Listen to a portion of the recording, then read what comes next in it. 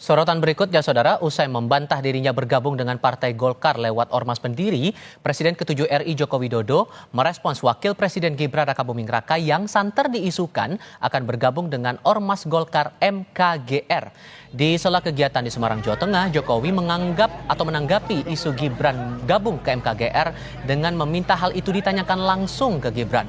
Dikonfirmasi apakah ia setuju Gibran gabung ke MKGR, Jokowi kembali minta hal itu ditanyakan langsung ke Gibran. Menurut rencana, malam ini Wakil Presiden Gibran akan hadir dalam puncak HUT ke-65 Ormas Golkar MKGR di Jakarta, sementara Presiden Prabowo Subianto berhalangan hadir. Minta tanggapan Mas Gibran gabung ke MKGR. Oh, tanyakan ke Mas Wapres, ke Mas Gibran, tanyakan ke saya. Tanggapannya Pak Jokowi mungkin Bapak? Ya baik-baik saja. Setuju Pak ya, setuju ya. Apanya? Setuju Mas Gibran. Ya, tanyakan ke Mas Wapres. Terkait isu Gibran Rakabuming Raka yang bergabung dengan Ormas Sayap Golkar MKGR, pengamat politik Adi Praitno menilai Gibran memang membutuhkan kendaraan politik untuk mengamankan kepentingan taktis maupun strategis dan Golkar dinilai cocok. Menurutnya Gibran perlu mengamankan diri dari serangan atas pengusungannya sebagai Wapres serta mengamankan kepentingan di Pilpres mendatang baik untuk maju kembali sebagai Cawapres maupun sebagai Capres.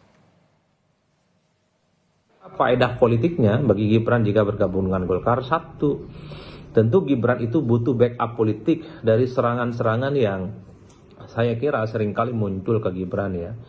Tentu kalau Gibran ingin berpikir maju kembali di 2029, entah sebagai calon presiden atau sebagai calon presiden tentu membutuhkan partai politik. Nah, Golkar bagi saya adalah partai yang cocok, apple to apple bagi Golkar, bagi Gibran maksud saya, untuk menjadi bagian di dalamnya. Nah, sekarang problemnya adalah apakah Golkar mau menerima Gibran sebagai kader mereka?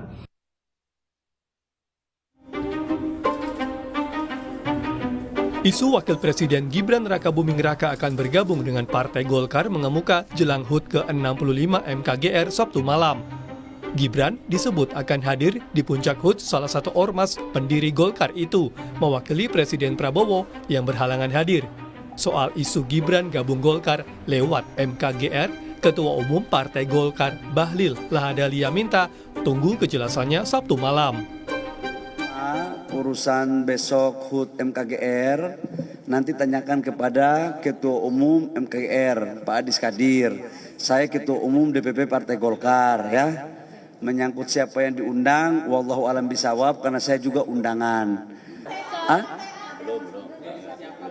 Saya sampai dengan sekarang masih itu kan nanti di MKGR. Besok malam aja kita lihat ya. Makasih. Assalamualaikum warahmatullahi wabarakatuh. Ketua Umum MKGR Adis Kadir bersyukur jika mantan Presiden Jokowi dan Wapres Gibran mau bergabung. Kata Adis, Golkar adalah partai yang terbuka. Namun demikian, Adis mengaku belum ada obrolan dengan Gibran mengenai isu ini. Golkar partai yang terbuka, jadi kita menerima siapapun itu yang ingin bergabung dengan Partai Golkar. Apalagi kalau itu tokoh-tokoh bangsa ya, seperti mantan Presiden Pak Jokowi atau Pak Gibran sebagai Wapres. Jadi mungkin Mas Gibran gabung MKGR atau gimana? Lah, MKGR kan tidak suka kejutan-kejutan. Nanti kaget-kaget. Ya biasa-biasa saja. Tapi tiba-tiba gabung? Biasa-biasa saja. Ya gabung alhamdulillah. Ya. Tapi belum ada obrolan akan gabung Mas Gibran. Belum. Senada dengan Adis Kadir, Ketua DPP Partai Golkar, Maman Abdurrahman menyebut belum ada pembahasan internal di Golkar soal kabar bergabungnya Jokowi dan Gibran di Partai Beringin. Kalau saya belum ada pembahasan internal itu.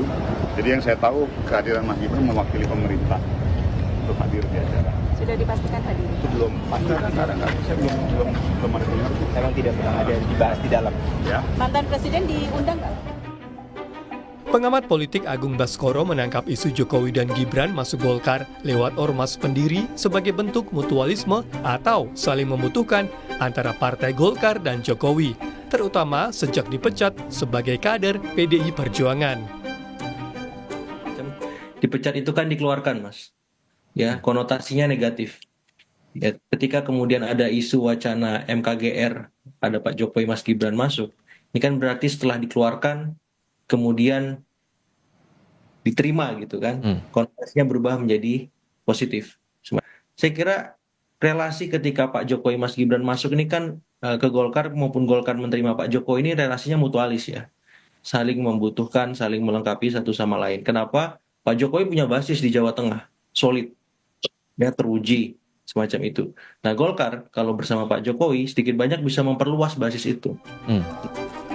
Isu Jokowi dan Gibran akan bergabung dengan Partai Golkar beberapa kali mencuat usai dipecat keduanya sebagai kader oleh PDI Perjuangan.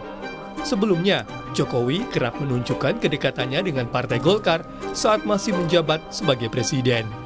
Tim Liputan, Kompas TV.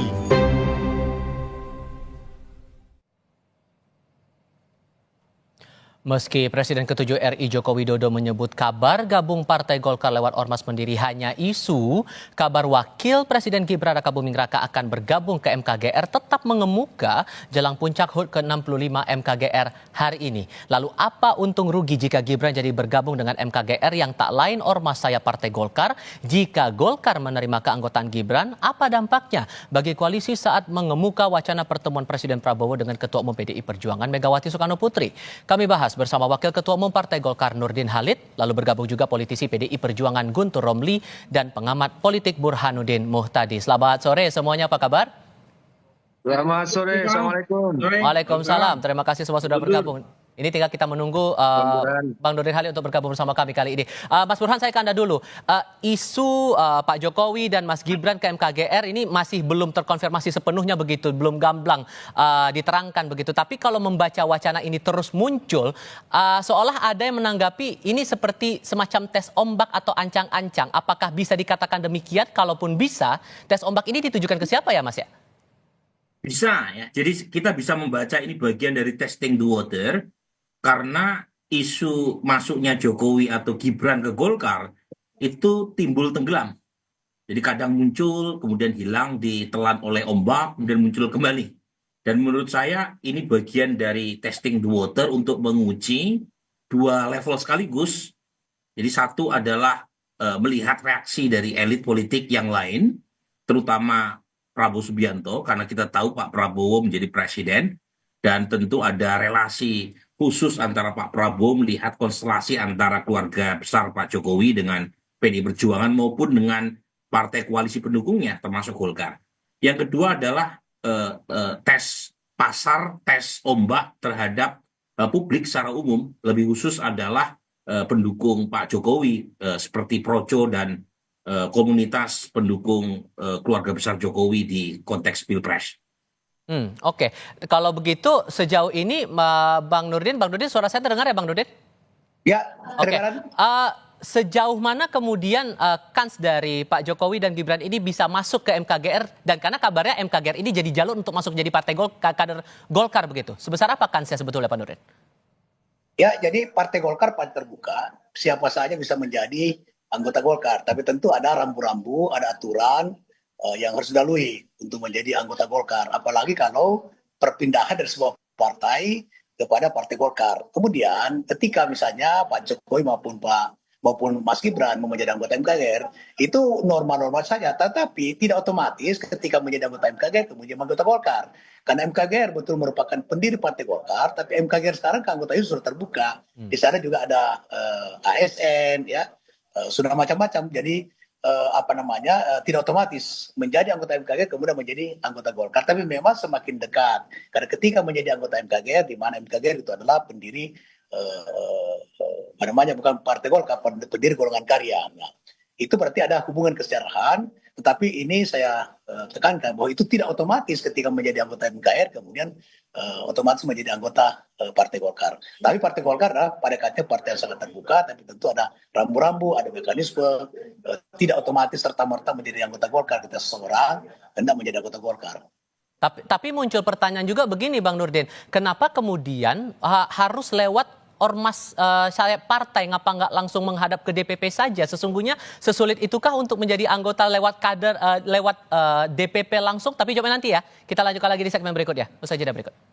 Melanjutkan pertanyaan saya di segmen sebelumnya nih Bang Nurdin, apakah sesulit itu buat gabung jadi kader Golkar tapi harus lewat MKGR, tidak langsung di pihak DPP dulu nih untuk bisa menjadi anggota? Kita juga belum bisa memastikan ya, karena Mas Gibran itu kan hadir di acara MKGR dalam kapasitasnya sebagai wapres yang diundang oleh MKGR untuk menghadiri acara ulang tahun daripada MKGR. Jadi kita juga belum tahu pasti apakah Mas Gibran itu akan menjadi anggota MKGR atau tidak. Itu belum ada sesuatu yang memastikan bahwa Mas Gibran itu menjadi anggota MKGR. Hanya ada semacam informasi yang mudah-mudahan bukan isu. Tapi yang pasti bahwa kehadiran yang saya tahu ya, saya pahami kehadiran Mas Gibran di dalam acara MKGR itu dalam kapasitas sebagai wapres menghadiri acara puncak HUT MKGR itu. Jadi tidak dalam kerangka untuk datang mendaftar di MKGR sebagai anggota MKGR. Gitu.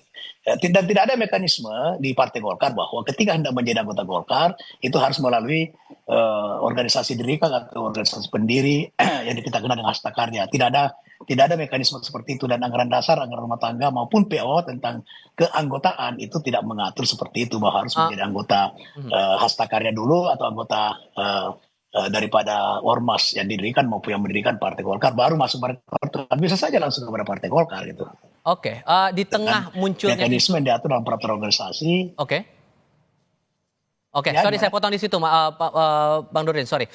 Saya mau ke Mas Guntur. Di tengah munculnya wacana ini kan muncul di tengah-tengah rencana buat pertemuan antara Bu Mega dengan Pak Prabowo. Apakah kemudian ada perubahan komunikasi antara PDIP dengan Kim di tengah munculnya isu bahwa Gibran akan gabung ke Golkar lewat MKGR ini, Mas Guntur?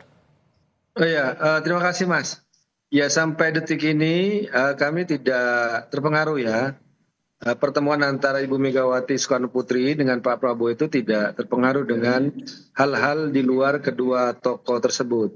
Karena kalau kami menyimak apa yang disampaikan oleh Mas Ahmad Muzani dan juga dari senior-senior kami ya, yang selama ini juga sudah berkomunikasi dengan pihak Gerindra dan Pak Prabowo, ada Mbak Puan, ada Pak Oli, ada Mas Pram, ada Mas Ahmad Basara, bahwa komunikasi itu selalu terhubung dan selalu ada respon yang positif. Nah, hingga saat ini memang yang disusun itu soal kapan waktunya itu, tempatnya di mana dan tanggalnya berapa, karena kan mengingat juga terkait agenda-agenda Presiden Prabowo. Namun bagi kami pertemuan dua tokoh ini adalah pertemuan yang sangat penting dan sangat strategis ya. Gitu, Mas. Terlepas bahwa ini menjadi hak siapapun untuk bergabung begitu, Mas. Tapi kan ada catatan juga dari internal PDIP terhadap sosok Gibran dan Jokowi ini yang dipecat karena melanggar etik itu tadi. Apakah ada cermatan sendiri terkait dengan isu ini? Oh enggak, Mas. Jadi kami menganggap ketika pemecatan itu sudah dilakukan dan sudah diputuskan oleh Ibu Ketua Umum, maka baik Jokowi dan Gibran sudah tidak terkait dengan PDI Perjuangan. Dan kami juga tidak mau berkomentar dengan apa yang akan mereka lakukan, sikap politik yang mereka lakukan, yaitu sudah tidak lagi terikat dengan PDI Perjuangan. Dan kami tidak mau memberikan komentar tentang hal itu, Mas. Oke, Mas Burhan begini, ini muncul dua narasi bersamaan ya, kabar atau isu Jokowi dan Gibran gabung ke Golkar lewat MKGR, terus di tengah-tengah itu juga ada, kita juga masih menanti nih wacana pertemuan antara Pak Prabowo dengan Bu Mega. Ada kaitan nggak narasi-narasi ini atau wacana-wacana yang muncul di permukaan ini? Ya, kalau ditafsirkan ada kaitan antara rencana pertemuan Pak Prabowo dengan Ibu Mega dengan rencana atau isu berkaitan dengan Mas Gibran masuk ke MKGR, bisa-bisa saja, sah-sah saja. Dalam politik kan otak-atik gatuk semacam itu suatu hal yang seringkali rame dibicarakan, didiskusikan di media maupun medsos ya. Tapi lagi-lagi kalau saya melihat pola nih, pola koalisi Pak Prabowo dengan relasinya dengan parlemen itu tidak seperti kejadian sebelumnya. Jadi pada pemerintahan sebelumnya itu relasi antara governing coalition dengan oposisi itu tegas. Dan PDI Perjuangan juga menjalankan posisi yang tegas juga ketika berada di luar kekuasaan. Kalau kita flashback pada masa Pak SBY 2 periode berkuasa. Tetapi pada masa Pak Prabowo minimal sampai 3 bulan terakhir ini, itu relasinya tidak setegas itu. Jadi PDI Perjuangan itu masih membuka opsi untuk bergabung dengan pemerintahan Pak Prabowo. Dan kalau misalnya itu terjadi, maka komunikasi antara PD Perjuangan dengan partai-partai pemerintah itu unik. Karena tidak vis-a-vis antara Prabowo versus PD Perjuangan, tetapi PD Perjuangan ya kalau misalnya masuk ke dalam itu akan memiliki dinamika yang khusus terutama kepada mereka yang dianggap menjadi proksi Pak Jokowi gitu. Oke. Jadi ini saya melihatnya Tival, kalau misalnya Gibran masuk ke Golkar, PDI Perjuangan kemudian masuk ke kabinet Pak Prabowo, itu yang menjadi pemenangnya Pak Prabowo karena Pak Prabowo menjadi the center of attraction. Semua pihak akan mengalami proses dinamika khusus untuk mendapatkan blessingnya Pak Prabowo. Kemudian ada competition di antara partai-partai mitra Pak Prabowo. Kalau misalnya PDI Perjuangan masuk ke dalam pemerintahan.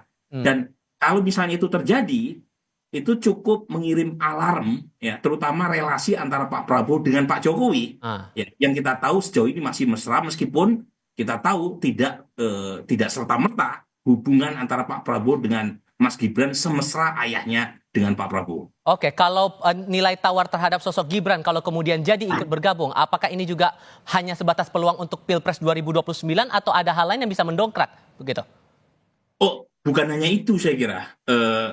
Kita tahu Mas Gibran kan memerlukan semacam proteksi politik ya, karena dia sekarang tidak terafiliasi politik setelah dipecat oleh PDI Perjuangan. Dan kita tahu juga 3 bulan terakhir itu yang menjadi sasaran tembak kan Pak Jokowi dengan Mas Gibran. Pak Prabowo relatif nyaman-nyaman saja. Nah, kalau misalnya bergabung dengan Golkar, tentu saja akan positif buat Mas Gibran dalam pengertian dia mendapatkan semacam proteksi dan benteng politik kalau ada serangan yang dialamatkan kepadanya. Tapi saat yang sama Golkar juga tentu tidak serta-merta memberikan dukungan kalau tidak mendapatkan insentif apapun kan. Karena kita tahu Golkar memerlukan tokoh atau magnet politik yang cukup kuat.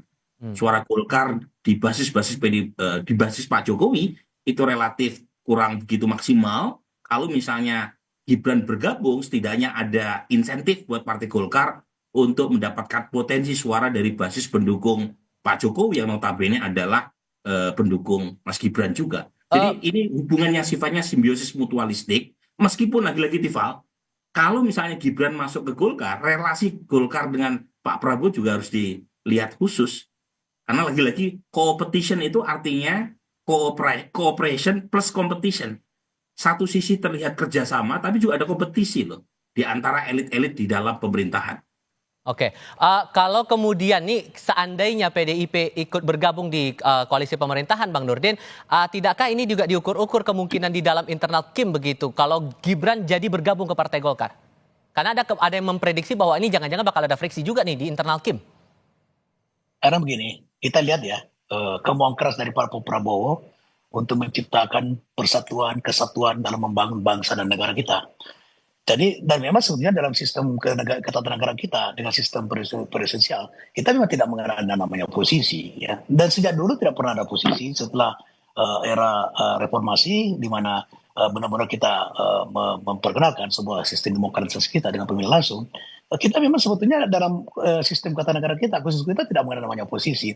Yang masalah sekarang adalah partai-partai ini sekarang semua ingin sekarang Kim minus PDIP dan sekarang insya Allah mudah-mudahan PDIP bisa bergabung dengan Kim ini, itu berarti adalah kabinet merah putih yang digagas, yang didamkan dan betul-betul persatuan dari seluruh partai untuk membangun negeri ini. Tidak berarti bahwa ketika semua partai bergabung dalam Pak Prabowo kemudian tidak ada kontrol, tidak ada check and balance, bukan seperti itu. Golkar saja di lembaga legislatif tetap melaksanakan fungsinya. Yang penting bahwa kontrol itu adalah harus konstruktif, bukan destruktif. Nah, itu adalah sistem ketatanegaraan. Dan sebenarnya sangat bagus kalau Ibu Mega, PDIP bergabung dengan Pak Prabowo. Itu pertanda bahwa Kabinet Merah Putih betul-betul bersatu untuk membangun Indonesia menuju Indonesia Emas 2045. Dan itu yang dijalankan. Pak Prabowo sekarang seperti Kadin saja, beliau sangat respect, beliau sangat menghimbau supaya sekarang jangan ada perbedaan itu adalah rahmat, perbedaan itu penting, tapi jangan kemudian menjadi terpecah belah sehingga tidak ada persatuan, tidak ada kesatuan untuk membangun negeri ini. Negeri yang sangat besar ini, yang luar biasa, maka bisa dibutuhkan persatuan. Tapi tidak berarti bahwa ketika PDIP misalnya bergabung dengan Pak Prabowo, ya, kemudian tidak ada check and balance, tidak seperti itu. Tetap kita akan melakukan kontrol yang konstruktif kepada pemerintah. Sepanjang pemerintah itu Pak Prabowo berorientasi kepada kepentingan rakyat, berorientasi kepada kepentingan pembangunan jangka panjang, berorientasi kepada menuju Indonesia Emas, maka semua partai saya yakin akan mendukung. Tapi ketika ada sesuatu yang tidak berpihak kepada rakyat, pasti kita memberikan kritikan yang membangun, kritikan yang konstruktif, bukan destruktif. Saya kira.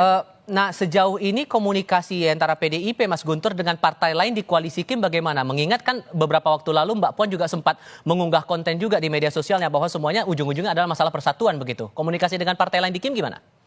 Ya, kalau Mbak Puan kan memang memiliki tugas berkomunikasi karena beliau juga sebagai Ketua DPR RI.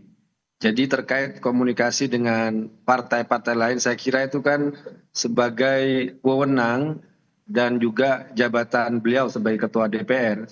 Namun kalau terkait dengan pertemuan antara Pak Prabowo dengan Ibu Megawati, ya beliau juga membuka komunikasi.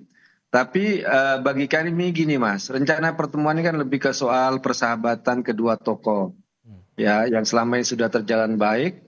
Nah, kalau terkait dengan posisi PDI Perjuangan sendiri, menurut kami itu terlalu jauh ya, ditafsirkan ke sana.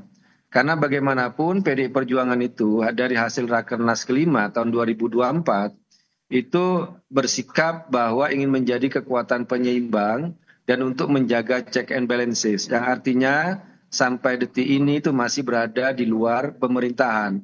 Meskipun seperti disampaikan juga oleh Ibu Megawati, meskipun PDI Perjuangan berada di luar pemerintahan, tapi tidak bermusuhan dengan pemerintahan Prabowo, ya. Benar seperti disampaikan oleh Bung Burhan tadi, bahwa meskipun PDI Perjuangan di luar pemerintahan saat ini itu tidak sama seperti juga waktu zamannya SBY. Kenapa? Karena memang ada hubungan yang baik antara Pak Prabowo dengan Ibu Megawati Soekarno Putri. Nah, itu sebagai catatan khusus, Mas. Tapi terkait posisi PDI Perjuangan, saya kira sebelum Kongres, karena biasanya di Kongres itulah diputuskan terkait kebijakan strategis partai. Apakah tetap berada di luar atau nanti bisa masuk ke pemerintahan. Nah, itu biasanya dilaksanakan di Kongres yang nantinya juga Presiden Prabowo juga rencananya akan diundang dalam Kongres tersebut. Begitu, Mas. Oke, Mas Guntur, Mas Burhan, dan Bang Nurdin, terima kasih banyak sudah mau berdiskusi bersama kami. Sehat selalu semuanya. Assalamualaikum, selamat sore.